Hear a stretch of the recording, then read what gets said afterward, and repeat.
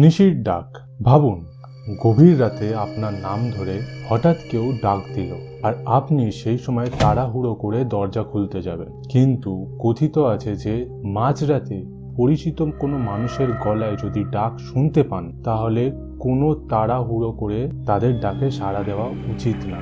বলা হয় নাকি এটি নিশির ডাক। নিশি অর্থাৎ একটি প্রেত, একটি অতৃপ্ত আত্মা, যে পরিচিত মানুষের গলার নকল করে আপনাদের ডাক দিয়ে আপনাদেরকে বাইরের অন্ধকার রাতে নিয়ে যায় এবং তারপরে হত্যা করে। তাই মাঝরাতে আপনি যদি কোনো আপনাদের নিজের পরিচিত মানুষের গলার আওয়াজ শুনতে পান বা আপনার নামে ডাক দিচ্ছে এরকম আওয়াজ শুনতে পান, তো তাড়াহুড়ো করে কোনো রকম জবাব দেবেন না। অন্ততপক্ষে 3 বার যখন আপনার নাম রাত্রিবেলা শুনতে পাবেন বা 3 বারের বেশি, তবেই সেই ডাকে সাড়া দেবেন।